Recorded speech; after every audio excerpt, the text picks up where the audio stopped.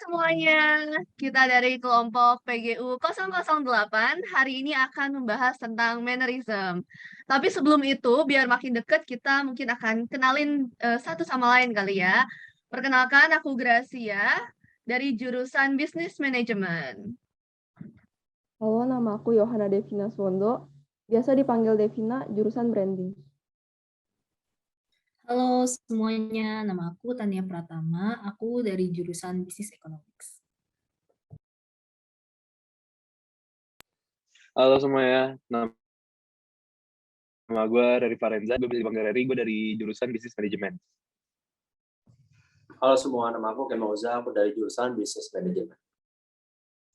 Halo, nama gue Matthew Anthony Salim, biasa dipanggil Matthew. Gue dari Product Design Engineering. Halo semuanya, nama gue Dave dan gue dari branding. Halo, aku Sinti Khairisma, biasa dipanggil Sinti dari jurusan Bisnis Matematik. Halo semuanya, gue Foni Mataib, biasa dipanggil Foni dan dari jurusan Business Management. Halo, perkenalin nama gue Darren dari Business Management. Oke, kita udah saling kenalin diri dan tadi seperti yang dibilang di awal kita akan membahas tentang mannerism. Tapi teman-teman di sini tahu nggak sih mannerism tuh apa sih sebenarnya? Kalau menurut aku, Grace, manner itu sopan santun. Jadi cara berperilaku kita itu di suatu keadaan atau lingkungan tertentu dengan tata krama. Oh, I see. Oke, udah mulai dapat gambaran nih. Berarti tentang sopan santun, tata krama, dan cara berperilaku ya. Kalau disimpulin dari situ, aku punya pendapat dan juga cerita sih. Menurut aku ya, tata krama di rumah teman itu penting. Kan kayak seumuran kita nih suka kerja kelompok ke rumah teman atau main ke rumah teman. Dan kalau seandainya temennya kita belum begitu dekat sama keluarga temennya, terus kita main ke rumah teman kita yang umumnya dan seringnya rame, ada keluarganya, ada neneknya, ada kakaknya, atau ada orang tuanya, tuh kadang kita misalnya duduk nih di ruang tamu gitu, tapi ada keluarganya, kadang tuh kita suka entah lupa sapa atau tidak menyapa mereka. Padahal menurut aku pribadi, itu penting banget, karena itu kita datang sebagai tamu ke rumah mereka, dan dengan kita menyapa mereka, kita mengakui serta menghargai, kehadiran keluarga dari teman kita ini. Jadi menurut aku tata krama di rumah teman itu penting. Nah, tadi kan Rupen udah bahas tata krama di rumah teman. Gue pengen ingetin tata krama yang sering kita lupain, yaitu tata krama di rumah kita sendiri. Gue ada cerita nih, dulu gue pernah gak sopan sama mak gue. Jadi, gue disuruh pulang sebelum jam 6 dan gak boleh pakai ujol. Tapi gue bandel terus, gue ngelawan terus kan. Gue waktu diomelin, udah lah mah nanti aja gitu. Dan saat itu gue baru OTW pulang jam 8 dan naik ojol, gue ngelawan semua perintah mak gue. Dan ujungnya ojol yang gue tumpangin itu pingsan. Sejak kejadian itu gue kapok, gue pulang gue nangis-nangis, minta maaf ke mak gue. Dan gue gak pernah kurang ajar lagi ke mak gue. Nah, nih setelah kita dengar pengalamannya Devina nih, itu kayak kasiat banget nih. Kalau penting banget itu tata krama ke orang tua ya.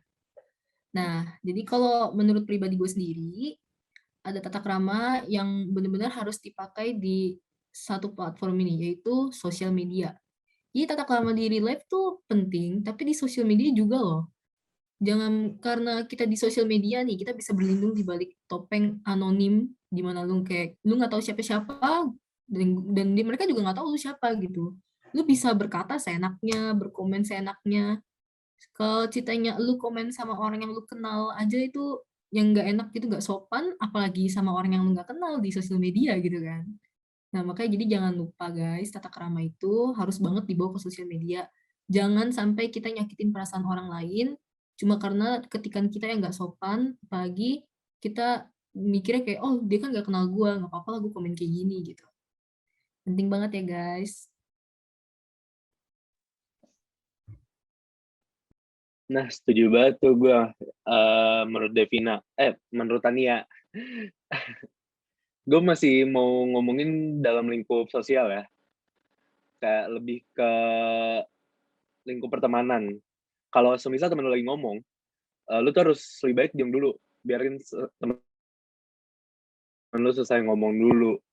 Dan setelah itu juga lu harus tahu di mana lu bisa bercanda dan di mana juga lu harus serius gitu. Itu aja kali dari gue ya. Lanjut Ken.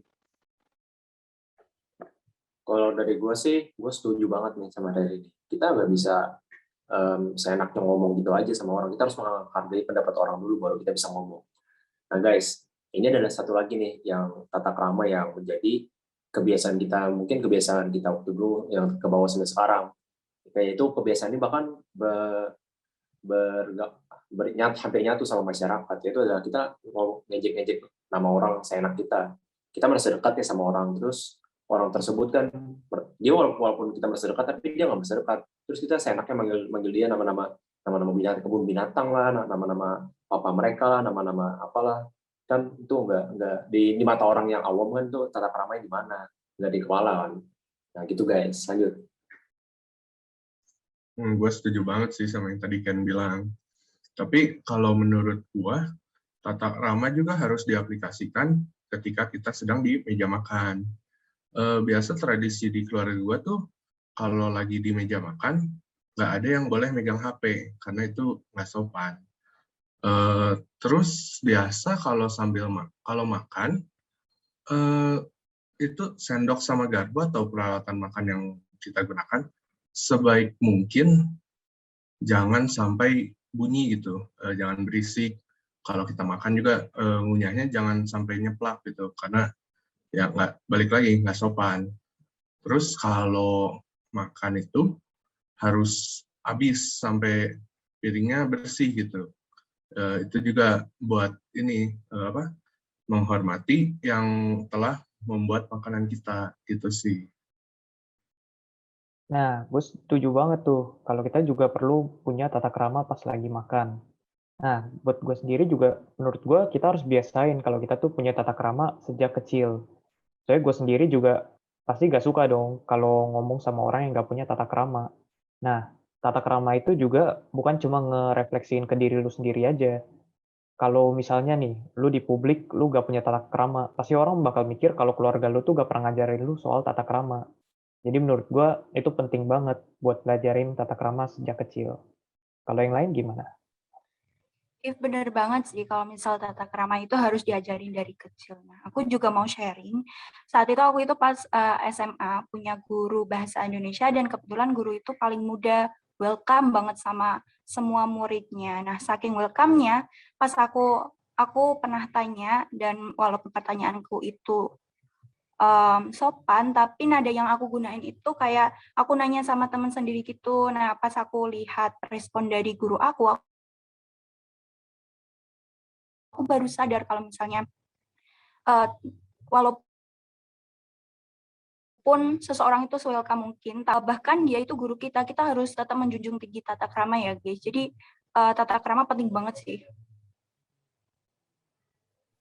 Setuju. Berarti kita nggak boleh asal lihat dia welcome banget, baik banget kita jadi songong ya guys. Berarti kita harus tetap sopan sama mereka.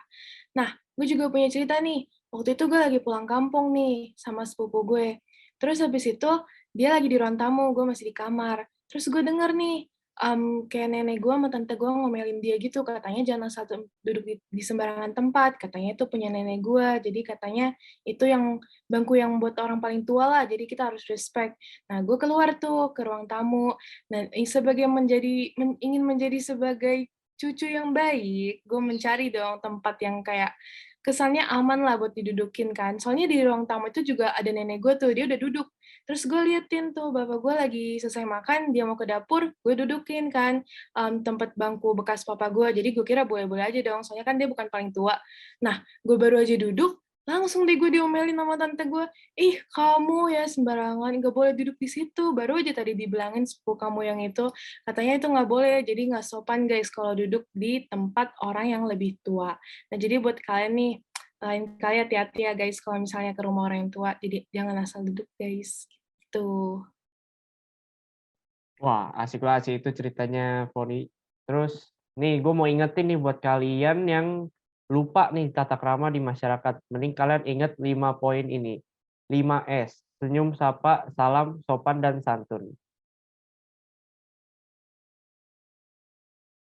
Oke, jadi menarik banget cerita dari teman-teman dan juga perlu nerapin 5 di masyarakat, dimanapun, bahkan di keluarga sekalipun seperti yang cerita Devina tadi.